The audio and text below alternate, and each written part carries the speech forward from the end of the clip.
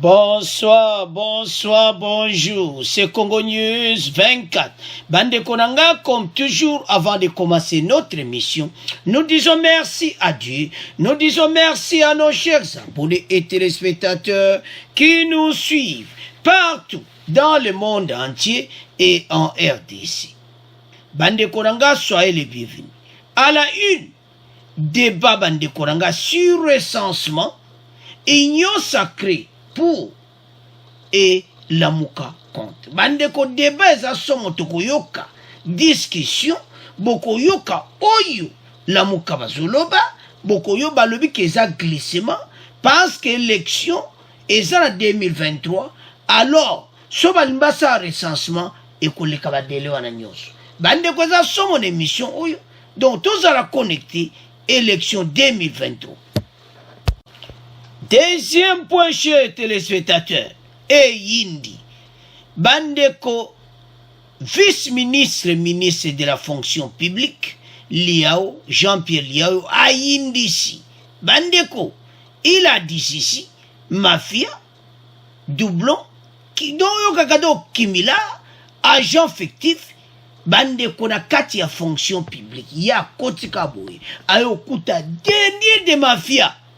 Bandeko RDC zo perdre 20 millions de dollars chaque mois. Ezo kena ba poche ya bo comprendre kaka. Eza ya kuinda esi indi. Alors bandeko nanga to komi na premier point na biso. Bandeko Bayati oya lubaki motepeli. Kinshasa eza bougé.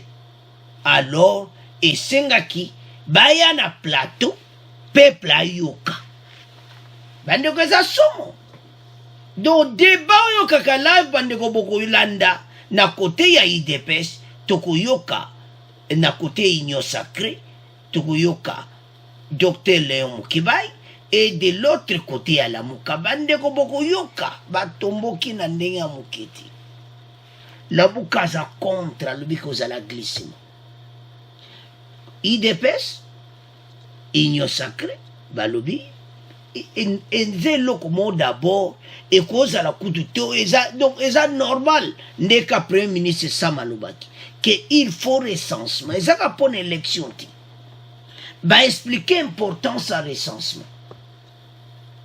Mais, Bandeko, et ça somme.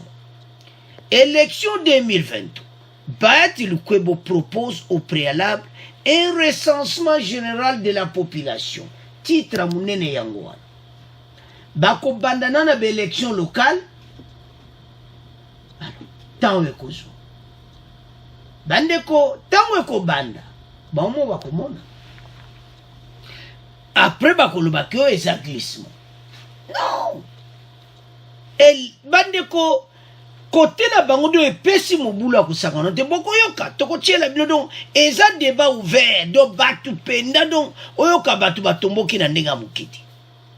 La priorité devrait être accordée aux élections locales pour rendre effective la décentralisation.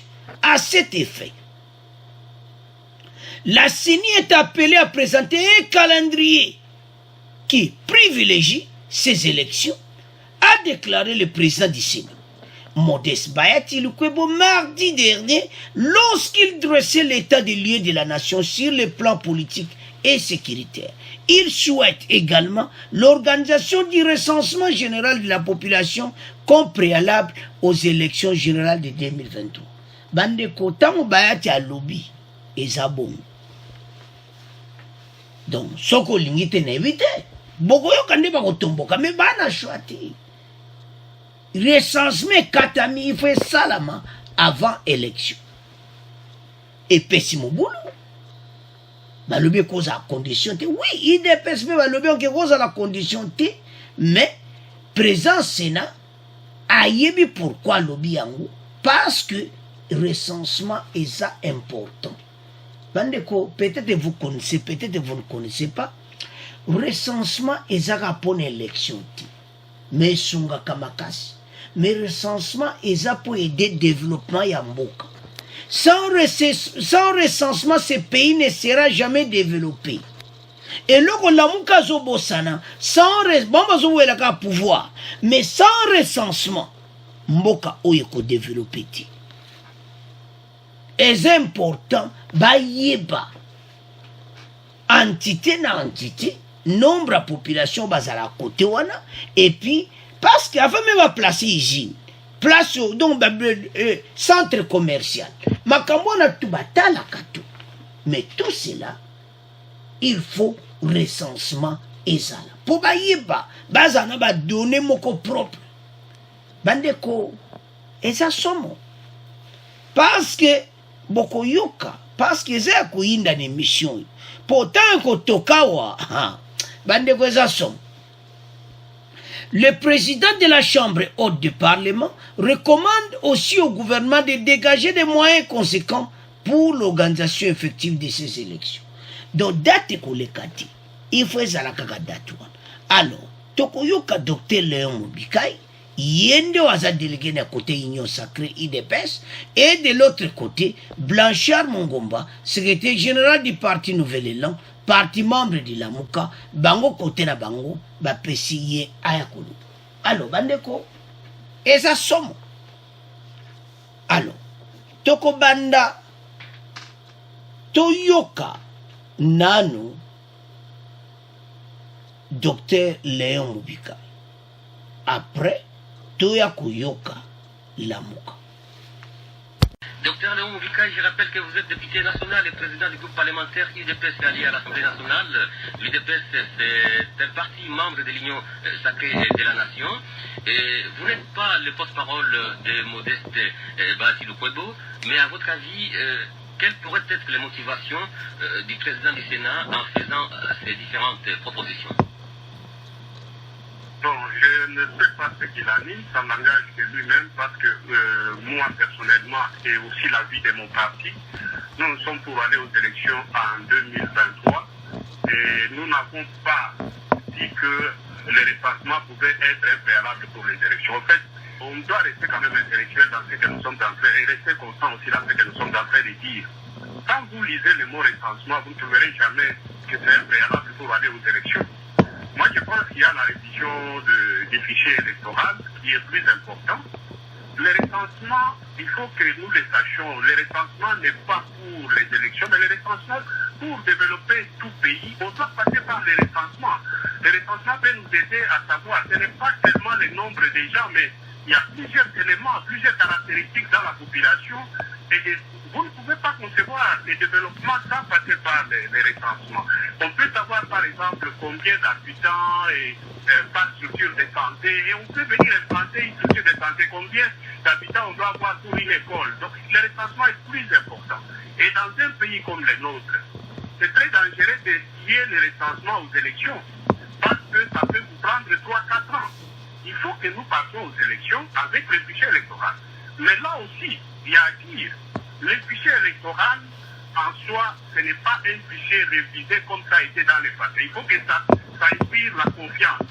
Vous voyez, nous avons vécu les 2 cycles électoraux avec des fichiers électoraux qui ont été associés à des écoles fictives. Et on a eu des agglomérations qui ont été exagérées dans les fichiers électoraux qui sont passés.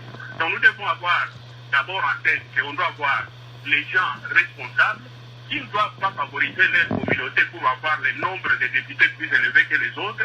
Il faut que ça soit des fichiers électoraux qu'on doit réviser en tenant compte de la réalité sur terrain. Et les deux peuvent aller ensemble.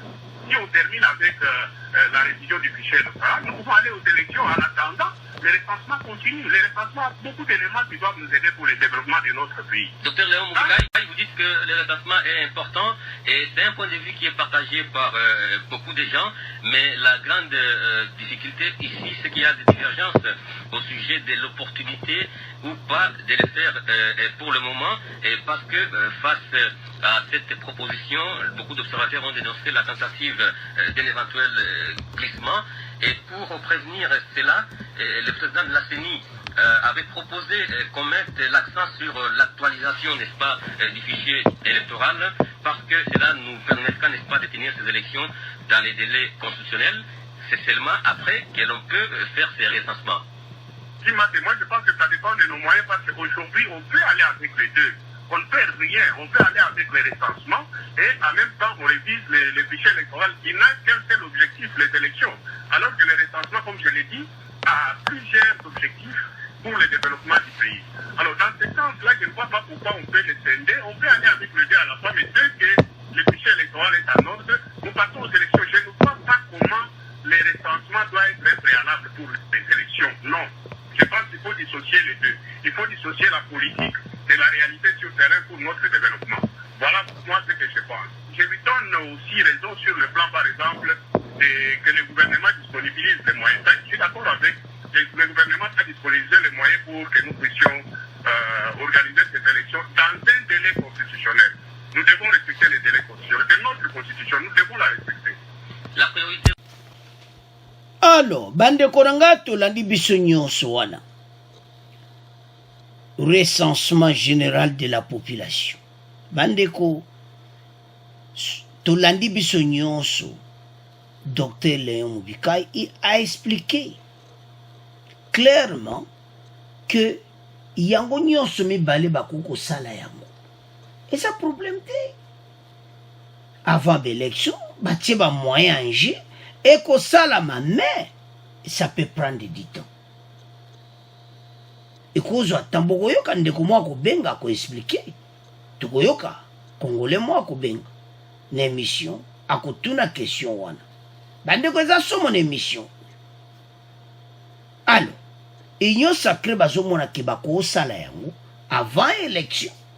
Et même s'ilité élection présidentielle ko continuer nango pona ko bebisa manini wana te mais ebele basa kubanga que 2023 ba mona ke élection ko sala te ce qui recensement ban pas de recensement de rapena temps mais ce qui to sana ba moyen ba juba ressources moko bien nombre batuna nzela et okena okitoko bandeko situation oyo eza situation moko ba congolais nyonso faut batelema que recensement il faut salam donc oyo bayati a lobby donc appelisi penza oyo kaka batu bavana ki nye bayoki pena son que présence na numéro 2 ya République démocratique du Congo ye wana numéro 2 après Fachi tant ya lobby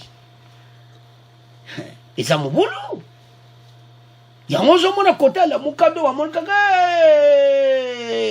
tozo c'est la vérité des urnes donc ba moni peno yo ka metozo ya pana ba mais ça somo bandeko notre pays ce qui te sali recensement kamba kitoko kozala pense ba koyeba nombre batu parce que lelo ina EDC mutu nyonso akoma ne congolais mutu nyonso ce qui recensement bandi bo mona bena bolobi mais Noël Tchani a sa raison parce que bene bazo yebate pourquoi Noël Tchani l'avait dit.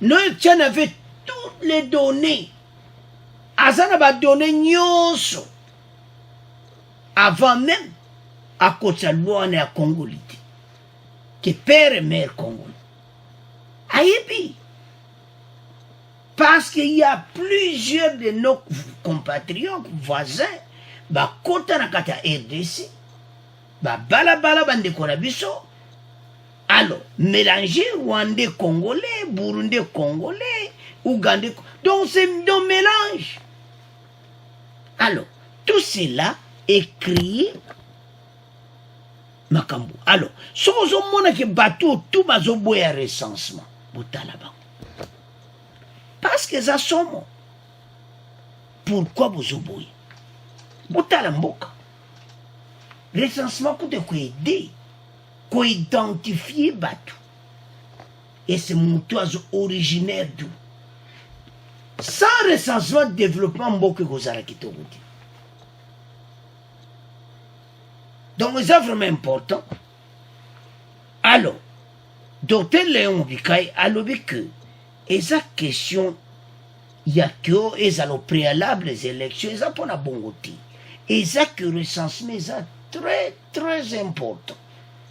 Aucun mais aux médecins, docteurs, aux a besoin de donner, ça la même minute. Donc, Oza na besoin ba donner à batu. Moutazo yele au carte de lecture, adresse côté zati. Il n'y a pas l'adresse fixe. Alors que dans la carte d'identité, et ça clairement c'est le monsieur résident numéro 20, Balabalaboué, commune de Bandal, commune. Donc c'est comme ça. Mais tu peux vivre bouété. Tous on dirait tous à Wapi. Dans le 21e siècle, les Congolais ont une carte d'identité. Débat où il y a Pambati. Donc, Bayati, Baloba Nende Pelisi Penamoto. Yango moni débat où il y a. Alors, sans plus tarder, Toyoka, Lamuka, bon, on continue mission à Bissou. Maître Blanchard Mongomba, secrétaire général du parti politique Nouvel Élan, parti membre de la coalition Lamuka, quelle lecture vous faites des propositions du président du Sénat? Blanchard, le président du Sénat évoque aussi cette question du recensement comme préalable à la tenue des élections générales de 2023. Vous avez suivi Dr Naomo Bikaï qui estime que c'est une question importante et c'est un point de vue d'ailleurs qui est partagé par beaucoup de gens. Et on sait que le pays n'a pas recensé sa population depuis 1984-85. Vous ne pensez pas qu'on profiterait, n'est-ce pas, de cette occasion pour le faire?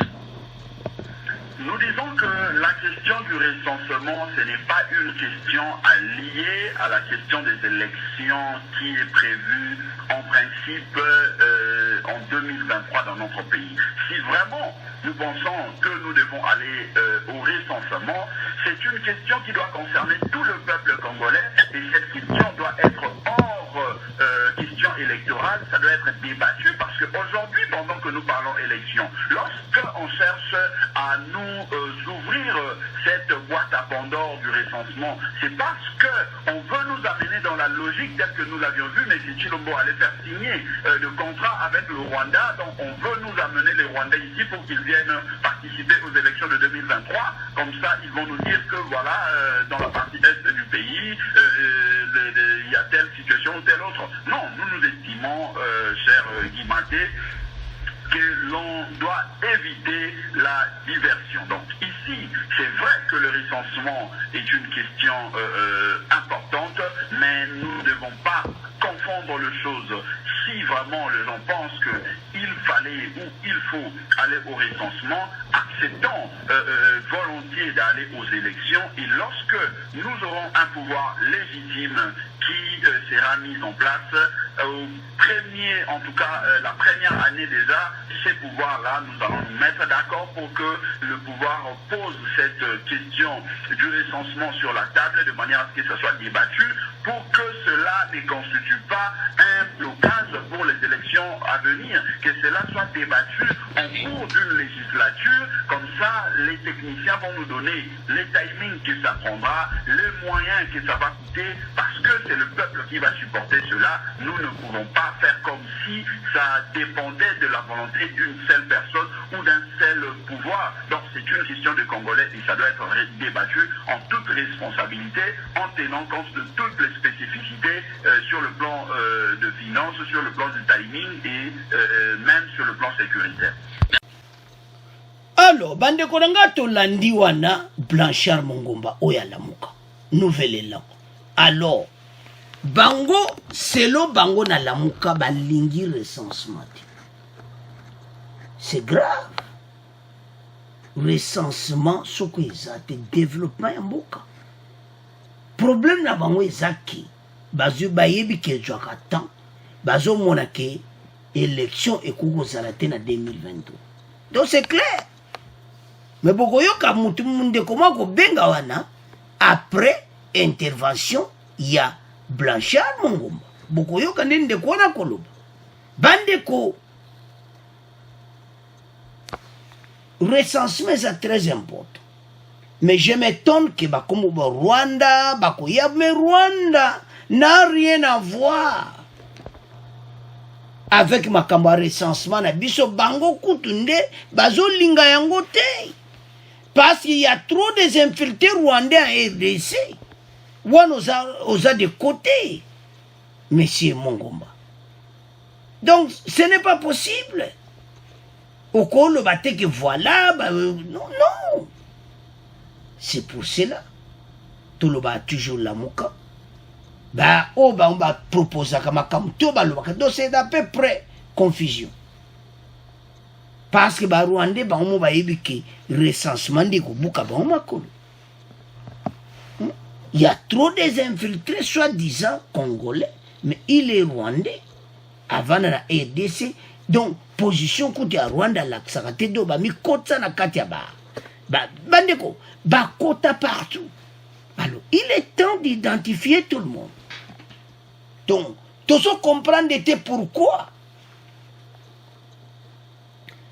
peuple a comprendre que problème à la muka ba so mona que élection ékoleka 2000 donc élection ko zalate parce que ezoka peuple ba 5 ans boyo kande comment on confirme donc eza mobulu parce que congolais nyonso ça pour que tout ça la identification nationale donc mutu azoboya il faut comprendre mais comment azoboya recensement ça là bande ko tout a été fait donc mais message à Bayatinde bouger la muka baza mal à l'aise passe numéro 2 à pays Bayat le président du Sénat a lobby au préalable un recensement général de la population avant même l'élection en 2023 donc c'est ça alors situation na ndenge komi bango ba comme ko bango ba ko moi que le kola ki kozala glissement alors que IDPS union sacrée baza kutana boulou na glissement parce que Fachazo se préparer comme un parti politique bazo se préparer que union sacrée à quoi avancer masolo et puis makamyo se koleka propre mais toujours comprendre te makambo e wuti wapi na ya Rwanda donc mawatru alors bisonyo sto landi lamuka donc so comprendre au mona ke bango bazo lingati alors peuple atimbeli bango toyo kasiko peuple ndenga koloba na lamuka ndenga koloba sir ba commentaire wana bon to continuer mission na biso après. Je pense que c'est le président qui est le garant du bon fonctionnement des institutions et c'est lui qui doit veiller au respect de la Constitution par toutes les institutions. C'est donc à lui de couper court à ce genre de débat dans sa majorité pour permettre que l'on se concentre sur l'essentiel et qu'on ne passe pas de temps à débattre indéfiniment des élections au moment où il faut travailler pour l'amélioration des conditions de vie des populations. Alors, bande konanga to landinde ko wana. Yepena clôturer débat. Alors bozo bunda o nyonso bo sala facha joka décision. Élection ezalati. Ba bon ça social à peuple. Donc ça vraiment la raison. Batala muka bazo wela ka ba poste. Ya oso to tala makamo bande ko zo sala na pasi mboka na biso mais kala tete okoma na destinée facha sa déterminer pona ko bongsa mboka mais banguna Congo batelemi et komi tababima na poisa o ba nyokoli RDC babima na poisa bande ko nanga to zala connecté chaque fois parce que to supporter gouvernement oui musala bazo sala bon, on a besoin et recensement et salama, élection paix et salam. Mais ndeko ndayo katama solo. Alors il y a les garants de la nation, majorité ba doka décision, élection zalate, ba sa situation à peuple. Donc wana ndeko wana, mais awa point oyo bandeko ya débat tonto clôture ngo boyi. Mboka na biso bandeko eza mboka tozana nyonso me banani babomi yango gouvernement wana oyelekaki mentalité kote na batebele bamosu bazowela baposo otali lamuka sola ndeko wana blanchia bazolobaka illégitimité ezangaka te o gouvernement c'est illégitime te biso ta to kota to ko sala recensement bo kota bo sa recensement oyebi bande ko la muka faut bayeba que bayeba ndene ko sala opposition pour mboke bonga ba débat botoleki débat ka recensement mon compte zatana débat na makambo eza très important o bande ko bazo kufa na est mais tozo wela nini élection pour tout ba poste bima ba président de la république o zelo pelem so bimi noti o komino be vie masolo pe silina tande ko zamba wa batu bazo kansati pour l'intérêt à congolais nyonso me ba atala be intérêt personnel yangonde ko wana lobby ete ba bon sa situation ba congolais que ba lexa ba temps na ba situation oyo ya kuwela ba poste alors bande ko nga donc ezamawa mais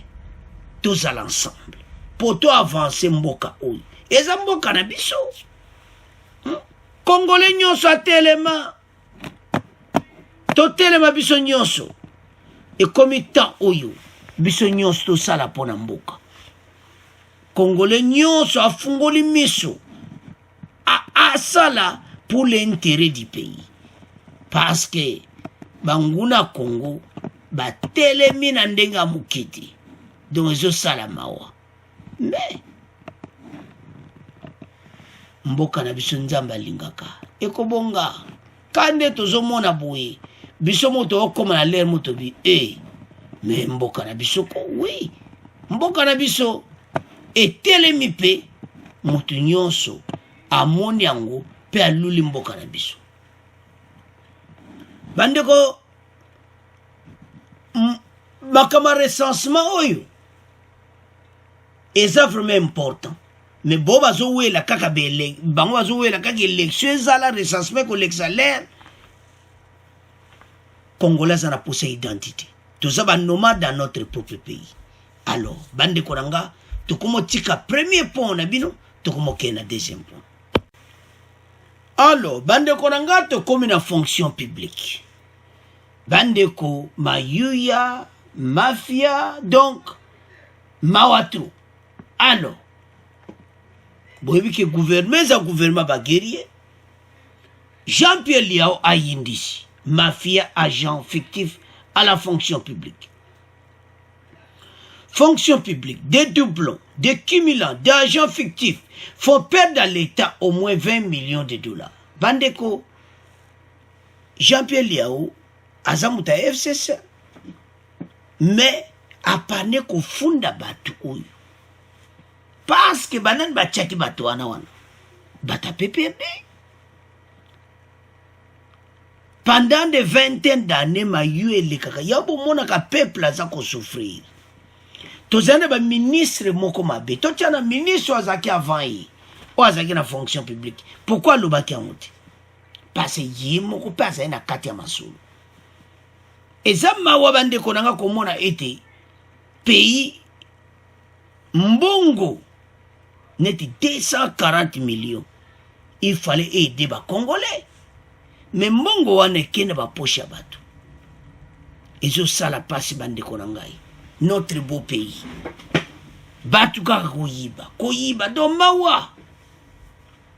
Le vice-premier ministre et ministre de la fonction publique a annoncé vendredi 2 juillet au Conseil des ministres que plusieurs cas litigieux ont été décelés dans le fichier de référence de l'administration publique.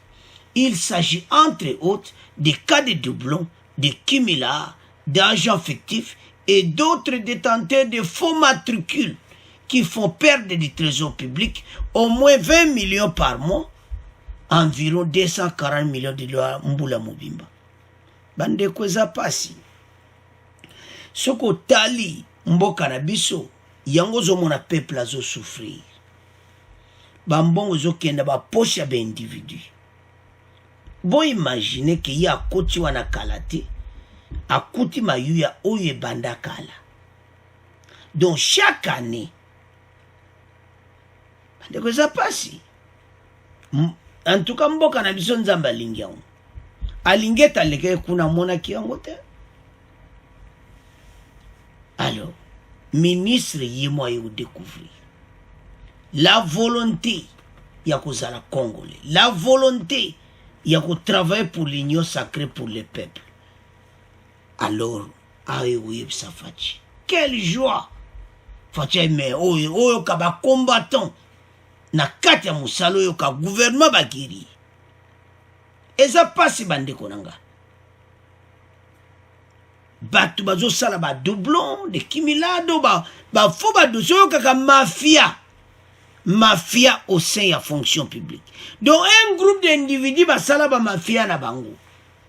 Bande ko za pasi komona mayu ya boy.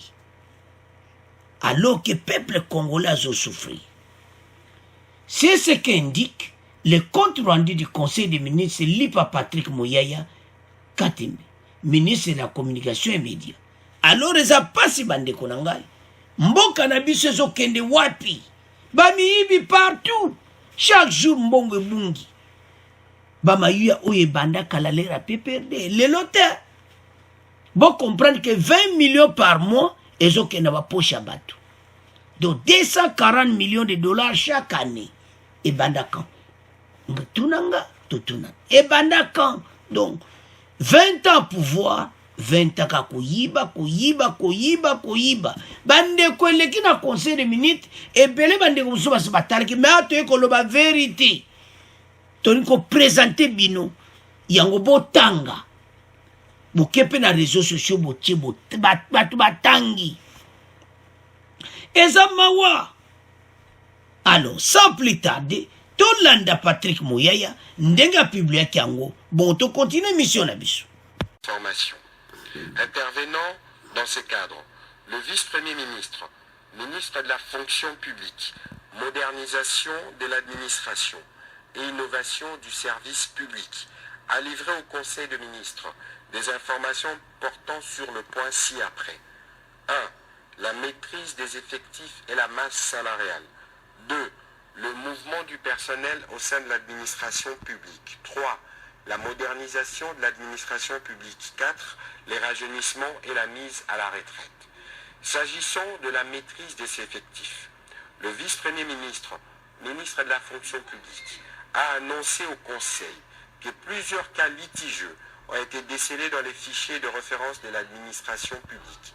Il s'agit entre autres des cas de doublons, de cumulards, d'agents fictifs et autres détenteurs de fonds matricules qui font perdre au trésor public plus ou moins 20 millions de dollars par mois, soit environ 240 millions de dollars américains. Il a annoncé qu'à cet effet, une commission a été mise en place sous sa propre coordination, afin d'une part de certifier les cas précités de fraude et d'autre part de s'atteler à une remontée sécurisée des données des agents et fonctionnaires de province vers le fichier central. Alors, bande kotolandi biso nyonso wana po eza somo. Komona comment Jean-Pierre Liaou a ekoloba yango et puis a présenté yango na conseil des ministres. Azaki félicité bandeko par Samalukonde. Félicitations Jean-Pierre Liaou. Bandeko toluka ba ministre aboui. Azo kipete ko awutaki na PPRD. Azo kipete ke likambo na obimesa bata PPRD bazana problème sérieux. Azo kipe wana tema azo tala nini intérêt ya peuple. Bande ko tayo sabino ke gouvernement za gouvernement bagiri. Bazo sala musala kitoko. Et puis ndenge bazo continuer bande ko zabie. Bande ko loba ba na conseil des ministres mutu nyonso alandaki. Mais oui, des vérités si côté coupé ça. Vérité pour Congolais comprendre on bien parce monsieur le cas na kaka bongo. Ya to tchela no botanga. Au jipe au tangi yango OK pour publier on les réseaux sociaux. Donc clairement baza ko tanga moi ba douter yo ezati. Bande ko tozana besoin mboke changer. To na besoin tozala battu le kola Jean-Pierre Liaou, ministre de la fonction publique, ayoki sonité, azalaki moto yo tozo bombate, azaki moto a PPRD. Maye kubimisa mayu ye pa fachi. Bana basalaki yango, bata PPRD. Yango bato tozo luka. Bande konangai, batu bango tozo luka. mboke bonga. Ce n'est pas possible. Notre beau pays est komake. Mayuya eza partout. Non, non, non. Oyo pena toko accepter te. Parce que, bandeko, mboka na biso e wuti na makambo moko. Parce que mboka faut développer. Et comme temps oyo, bati kata tamu wote na mayuya. Parce que avec mayuya to banozonga ka asima. Yamu ba ministre baza déterminé. Bande opona ko funda mayuya. Yomo ministre faut pika. Parce que bango soko ba otala Jean-Pierre Liao. Soka ko so payer pe akuyiba. Soki mayuya nezaki peine parce que ancien ministre à fonction publique oya PPD bazai kuyiba. Pendant les 20 ans, il y a un système moko ici et salama. Pour y détecter en haut, il faut zalakaka moto pendo lilimboka. Do ba secrétaire général ana bolani ndenge Patrick Mouya tangi ba poignos. Effectif batouana bandeko. Bazo gonfler yango. Ah, mon autre pays. Toko kende wapi. Le ministre de la fonction publique a annoncé à cet effet, une commission a été mise en place sous sa propre coordination au fin d'une part de certifier les cas précités de fraude et d'autre part de s'atteler à une remontée sécurisée des données des agents et fonctionnaires de province vers le fichier central. Bon comprendre, talambo kanapso ningeza munene. Donc, motumoko alia ne ba salaire soit battu 10. Ba salaire on peut à fonction publique. Botaka l'état na biso. Otala papa na sapatu bene tenga mo papa na sala kana l'état. Ah! Nzonde côté kuna. Na fichier central ba sala kama solo ba benda kabala. Ce n'est pas possible. Tolandi Patrick Mouyaya, des doublons, des kimila d'argent fictif.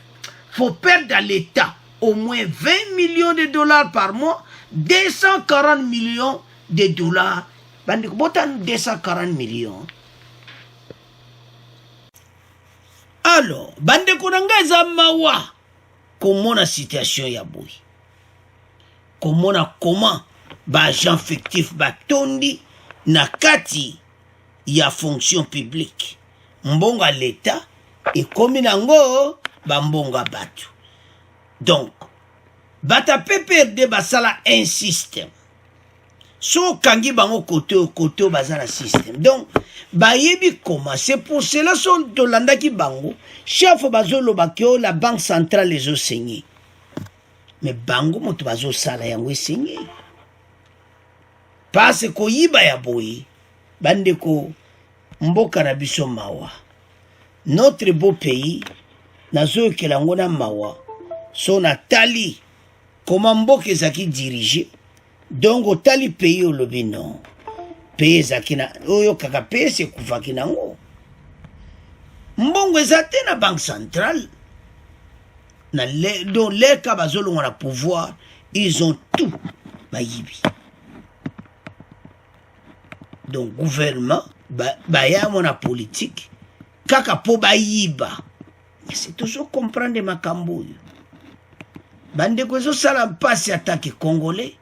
Comment moyibe zo koma na niveau moko ya mabe. Oso talo lobia à notre beau pays. Non. Trop c'est trop. O balobaka trop c'est trop. Bande ko babana kuyiba banda kala.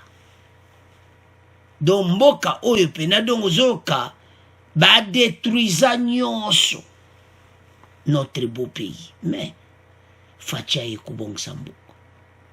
Bandeko ndeto lobaki wana Jean-Pierre Liao aza muta PPRD. Mais tel changement de cœur, tu sais que bazala ki kuna. Mais bayebi ke bazaba congolais. Tokoti kamboka na bisobuiti. Premier ministre a félicité qui est dans le conseil des ministres. Donc, le ministre, nous avons sala musala bon, c'est la kaka lingé tété. Pour talo y a découvrir. donc soki ba ministre nyonso ba telemi ko sala ndenge ya sali bande ko mboko ebongi.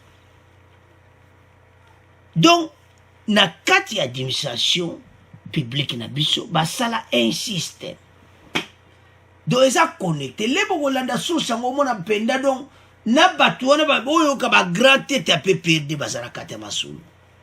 Mais comment vous détruire mboka na mino boy? Comment vous yiba jusqu'à ce niveau, jusqu'à détruire la banque centrale pour votre propre intérêt? Bande ko sala ka pasi otali mboka otali bato bazako diriger ngolobi mboka na biso. Nous avons tout perdu. To perdre nyonso pona muyibi. Bato bazoyoka su mawate ya banque mboka na biso. Donc mutu nyonso akomini kobendala. Tozo kende wapi, tozo zonga wapi. Parce que mboka oyo eza mboka moyo koza na eta ote. Soki bato pendant les 20 ans bazaye na posa ya koede mboka. Ba base nyonso ya détruit. Comment tout est détruit. Donc oyoki na mawa, oyoki na pays na biso mawa. Oh, RDC na biso. Pourquoi bami yibi partout? Pays est commis dans mawa. Alors, les autres ça la passe bandeko. Les autres ça la paie mawa. Parce que mboko ekoza la boiti. Mais facha eko redresser mboka na biso. Mayu ya eleka ki na ndenga mukite. Mboka mawa. Donc oyoki otali oyoki na mawa. Mais comme établissement to telema ba congolais. To telema pour mboka ko continuer boiti. Avec pas même yibi partout. Ole kabwe bazako yiba. Ole kabwe bazako yiba. Mais toko koti wapi tozo kende. Bande konangai. Eza pasi. Mais un jour mokolango ezali.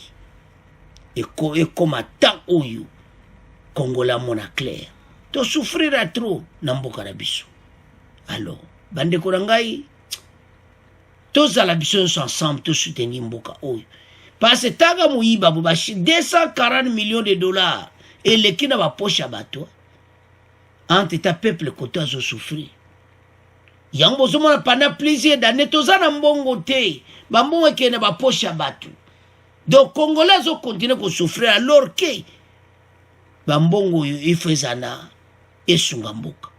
Alors bande korangai eza pasi pe mawa. Comment bateau va détruire mboka. Alors tu tika ngona bino to comme ne pena na fin mission. Bon continuer à s'abonner massivement. Au revoir, à la prochaine.